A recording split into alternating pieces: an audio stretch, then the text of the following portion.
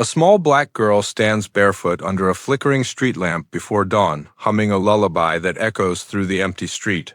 The city is still asleep. Cold bites at the girl's bare toes and seeps through her thin, shivering frame. Her breath forms pale clouds as she hums a tune remembered from gentler times. Each note lingers in the dark, echoing faintly off brick walls. Each note hangs in the darkness and returns as a faint echo off brick alley walls. The melody is the only warmth against the chill and loneliness pressing in. In the halo of the street lamp, the girl's dark eyes shine with unshed tears. She gazes toward the horizon where the sky is just beginning to bruise with early light. Dawn is coming, but it brings no comfort. It's simply another day to survive. Clutching a threadbare blanket, she presses against the wall, seeking heat. An empty tin can hold only a few coins of meager hope for breakfast. A distant noise fades into eerie silence, making her lullaby louder. She pauses, listening, hoping someone might hear, but only silence returns. She hums to remember her mother's voice, now a memory. Alone under the dim light, she waits for a sunrise that brings no hope. High above the sleeping city, a wealthy man stands barefoot on cold marble at dawn, the silence around him echoing with a loneliness money cannot fill. Floor-to-ceiling windows reveal a skyline gilded by sunrise. His penthouse is immaculate polished wood, glass, every luxury in place, yet this morning he feels only emptiness. He sips coffee from a china cup that warms his hands but not his heart. In the hush of dawn, his breath and the distant hum of traffic are the only sounds. Footsteps echo lightly, emphasizing how alone he is. He tries to focus on the day-ahead meetings, decisions, but today, reason offers no comfort. A memory stirs, a lullaby from childhood, faint and fleeting. He exhales, breath fogging the glass, wondering why this dawn feels especially heavy. He steps onto the balcony, barefoot, the cold air wrapping around him. Far below, the city stirs, cars honk, people move. He feels isolated in his high tower. The sky is painted rose and gold, but it only marks another sleepless night. A faint lullaby seems to linger in the wind. He listens, heart tight, then turns away. Morning has come, but within his guarded soul, only shadows remain. At street level, the man hears a familiar lullaby echoing from a nearby alley. He steps into the crisp morning air and freezes. A gentle melody drifts from a narrow alley, the same lullaby from his memory. Heart pounding, he follows the sound. In the dim light, he sees her, a little girl wrapped in a threadbare blanket, humming softly. She is the source of the song haunting him. He stands transfixed. His leather shoes scuff the pavement. She startles, pulling the blanket tighter. Her eyes are wide, wary. He kneels a few steps away, palms open to show he means no harm. His expensive suit touches the dusty ground, but he doesn't care. "Hey," he says gently, "are you all right?" She gives a tiny shake of her head, a tear slipping down her cheek. He notices her bare, red feet. "Hey," he says gently, voice low and calm, "are you all right?" The girl's eyes dart past him as if considering escape, but she's too exhausted and cold. She gives the tiniest shake of her head, a tear slipping down her cheek. He notices her bare feet, red from the cold, and something twists in his chest. Without hesitating, he slips off his overcoat and drapes it around her thin shoulders. The fine cashmere envelops her. She flinches at first, then sinks into its warmth. Up close, he sees she's maybe 8 years old, cheeks hollow and face smudged. Yet she was singing, the final note of her lullaby still hangs in the air. That song ... T whispers, "I heard you humming, it's beautiful." She sniffles and manages, "My mama used to sing it to me," in a voice as fragile as the dawn. The words tremble with the ache of memory, his throat tightens. "It's a lovely lullaby," he murmurs. In a sunny corner booth of a downtown diner, the girl cups her hands around a bowl of hot soup while the man sits across from her, a gentle smile softening his usually guarded face. Warm morning light pours through the window, and the din of the city outside feels far away here. He watches quietly as she devours the soup and a plate of eggs. Her bare feet are drawn up on the red vinyl seat beneath his draped coat. His own coffee sits untouched. He's far more nourished by seeing her finally eat. Every few bites, the girl peeks up to check that he's still there and this is not a dream. Each time, he gives her an encouraging nod and murmurs, "Eat as much as you want," in a voice so gentle it's almost reverent.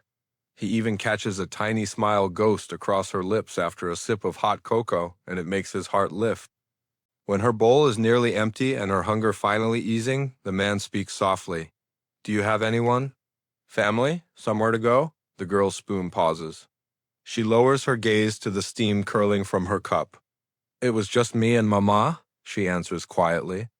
"After she went away, there's nobody else."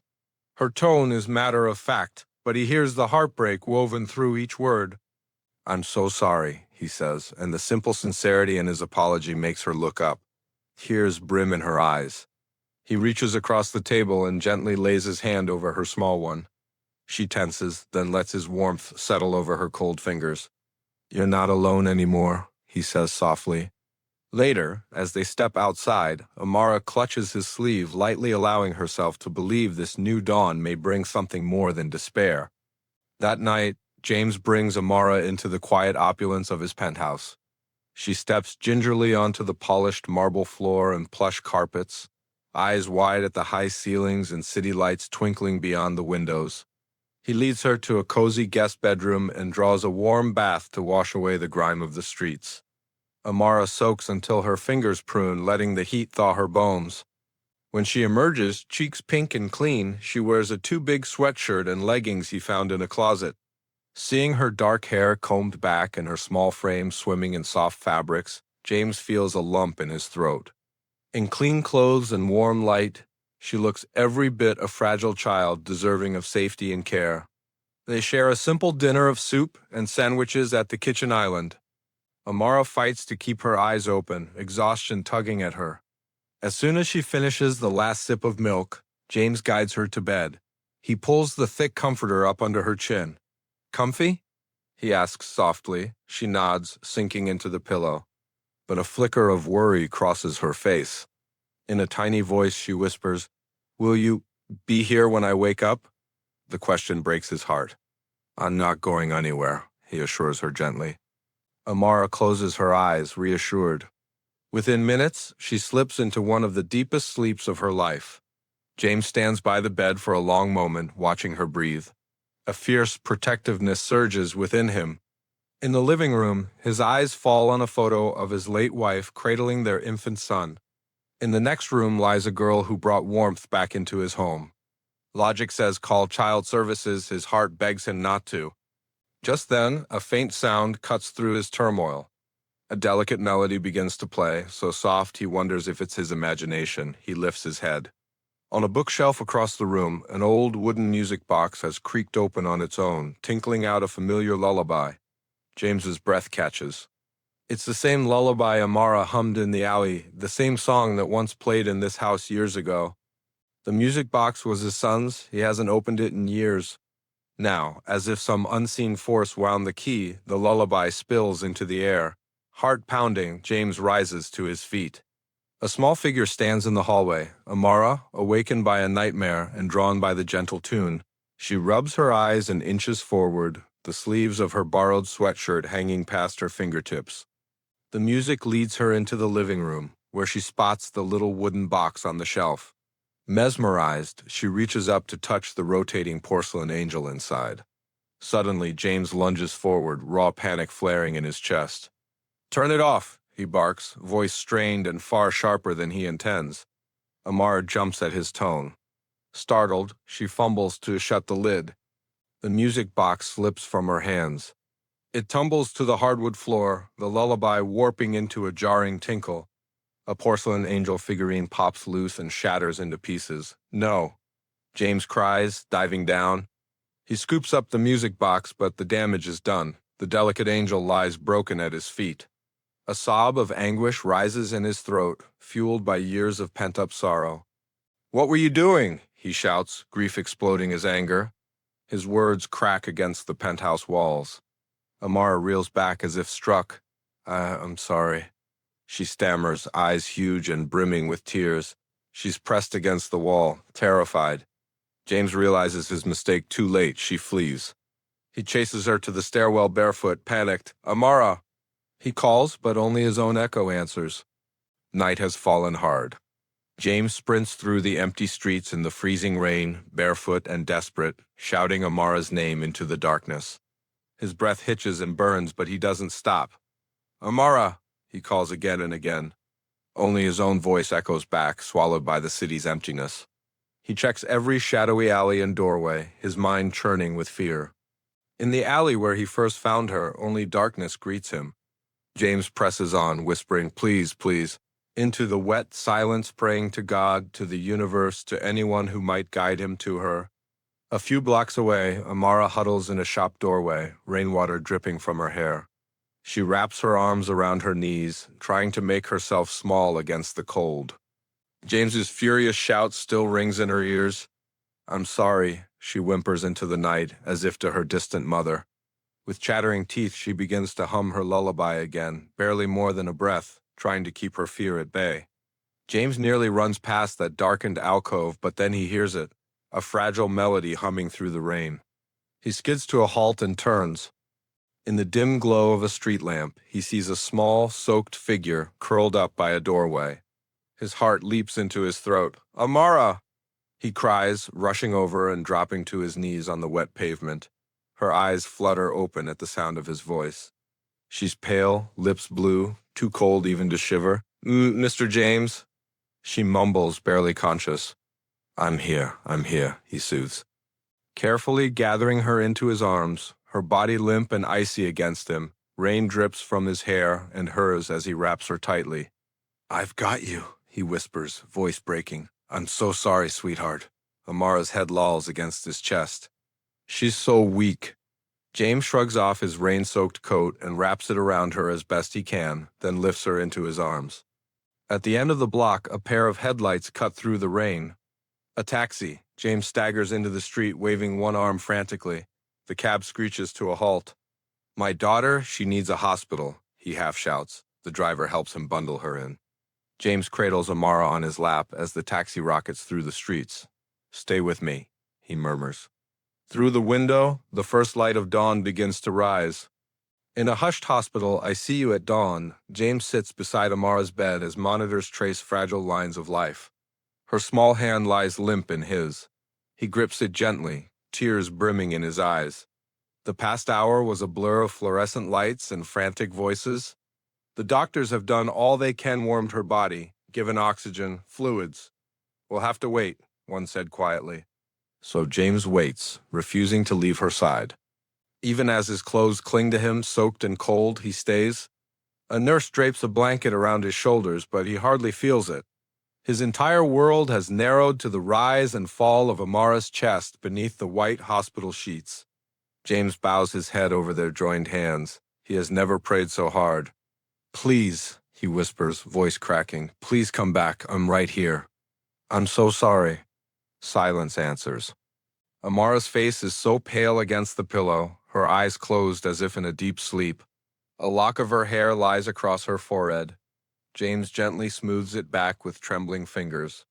A memory stirs a soft melody amid the quiet beeps and hisses of the ICU, the lullaby. In a shaky voice, James begins to hum the tune that has tied them together since that first morning. The notes waver at first, but he steadies them, pouring every ounce of love and hope into the gentle song. As he sings, the hospital room seems to hold its breath. A golden beam of early sunlight breaks through the clouds and falls through the window, illuminating Amara's face and James's bowed head. The lullaby floats through the air like a prayer. After a minute, James feels a faint twitch in the fingers clasped in his. He looks up, hardly daring to hope. Amara's eyelashes flutter, her lips part in a weak breath. Amara? He calls softly, voice trembling. Her eyes crack open, just barely. James? She whispers, the sound ghostly but there. A joyous sob catches in his throat. I'm here, he says, squeezing her hand. I'm here, sweetheart. Amara's dry lips curve in a ghost of a smile. I heard ... you, she rasps. Your song ... A tear rolls down James's cheek. Thank you for listening. He manages to laugh softly, relief flooding through him. You had me so worried, Her fingers curl weakly around his. I'm sorry, quote, she begins. She, Jane soothes, brushing her cheek. None of that matters now. You're safe. You're here with me. Tears of profound relief well up in both their eyes. In that moment, the last shadows of night, the fear, the guilt, the loneliness dissolve in the morning light. A doctor hurries in, astonished to find her awake. Nurses hover, exclaiming softly. James steps back as they check Amara's vitals, but he never lets go of her hand. A miracle has happened here at dawn, and they both know it. Later that day, James sits at Amara's bedside, their hands entwined as they finally speak the fears and hopes they've been holding inside. I thought you didn't want me anymore, Amara says quietly. Her eyes stay fixed on the hospital blanket. When you yelled, I thought I ruined everything. James's face crumples. Oh, Amara. He tenderly tilts her chin so she meets his eyes. I was never angry at you. I was angry at myself, at my past. She looks at him, confused but listening. He draws a breath, voice shaking with remorse. I lost my wife and little boy years ago, he says. I locked my heart away after that. When I saw you with that music box, my son's music box, all that pain rushed back and I panicked. I wasn't yelling at you, was afraid. Afraid of losing someone I cared about again. Amara reaches up and gently wipes a tear from James's cheek, the way he'd done for her. I'm sorry you lost them, she whispers. He closes his eyes for a moment, swallowing hard. Caring about you opened up something in me I thought was gone, he continues softly, and it scared me. But when you ran, and I thought I might lose you too, I realized, I love you, Amara, like my own. A soft gasp escapes her. Tears slide down her face, but they're no longer tears of fear. I love you too, she whispers. James gathers her into his arms as best he can without disturbing the foreline. She buries her face against his shoulder, and he holds her close, heart aching with gratitude. They stay like that for a long, gentle moment, two souls clinging to each other, tears of relief and joy mingling on their cheeks. Finally, James pulls back just enough to look at her and brush the damp hair from her eyes. If you'll have me, he says quietly, I'd like to be your family. I want to be the father you deserve and give you a home where you feel safe and loved. You never have to be alone again, I promise, Amara's breath catches. You do want me? She asks in a tiny voice. With all my heart, James answers. For as long as you'll let me. A smile breaks across Amara's face, small at first, then radiant. Forever sounds about right, she whispers. James laughs softly and kisses her forehead. In that giggle is the echo of the little girl she was before life dealt its cruel blows, and the promise of the bright soul she's becoming again. That afternoon, paperwork is started for James to officially become her guardian, but in their hearts it's already decided. Months later, James's once silent penthouse is filled with life. Morning light finds him in the kitchen flipping blueberry pancakes while Amara sits at the counter in fuzzy bunny slippers, giggling as she makes a funny face on a pancake with fruit. The refrigerator is covered in her crayon drawings and spelling tests marked with gold stars. The halls that echoed with loneliness now ring with laughter and the patter of her feet. After breakfast, they head to the park, hand in hand. Under a bright summer sky, Amara kicks off her shoes to run barefoot through the grass. James joins her, laughing as they both squish their toes in the dewy lawn. The man who once trod only on cold marble now delights in wet grass and mud if it makes his daughter smile. They feed ducks at the pond and play a raucous game of tag until they collapse on a sun-warmed bench. Neighbors wave hello. Some recognize James and the little girl whose story quietly spread hope through the community. He's no longer the distant man in the penthouse. He's simply Amara's dad, approachable and kind. The sight of the wealthy businessman and the vibrant young girl by his side has become a small neighborhood legend, proof that love can bridge any gap. As dusk falls that evening, James tucks Amara into bed in her room, once a spare guest suite, now painted her favorite color and strewn with stuffed animals. She beams up at him, healthy and happy, a world away from the shivering child he met on that cold morning. Lullaby time, Daddy, she whispers, already closing her eyes. James sits on the edge of her bed and begins to sing their lullaby softly. The same gentle melody that echoed in a lonely alley now fills a warm, lamplit bedroom. Amara's eyes grow heavy, and within moments she drifts to sleep, secure in the knowledge that when she opens her eyes, he will be there. James presses a kiss to her forehead. "Good night, my little angel," he murmurs. In her sleep, Amara smiles, a picture of contentment. He steps out to the balcony before turning in. The city skyline twinkles in the summer night. James breathes in the warm air and reflects on how much has changed. Not long ago, this home was a silent fortress of solitude and sorrow. Now it's a place of laughter, of bedtime stories and pancake breakfasts of love. Logic and wealth could never have brought him this kind of peace. That was something only faith and human connection could achieve. Behind him, the penthouse is quiet, but it's the peaceful hush of a home at rest. There's a pink backpack by the sofa, tiny shoes kicked off by the door, and a faint echo of Amara's laughter still living in the walls. James closes his eyes and offers a silent prayer of thanks for the little girl who saved them both. In saving her, he saved himself as well. Together, they have created a new beginning, one built on trust, hope, and love. It's a love that will continue to echo through their lives, proof that even the coldest night can give way to a bright and healing dawn. In the end, the greatest miracles are born not of logic or wealth, but of faith, love, and human connection. A simple lullaby can accomplish what science and money cannot, echoing in the heart long after reason falls silent. Each new dawn reminds us that even after the darkest night, hope returns with the light. And when we dare to meet each other barefoot, stripped of privilege and pretense, soul to soul, we remember that we are here to carry one another through the cold. This is the legacy of one act of compassion, a love that transcended class and fear, healing two wounded hearts.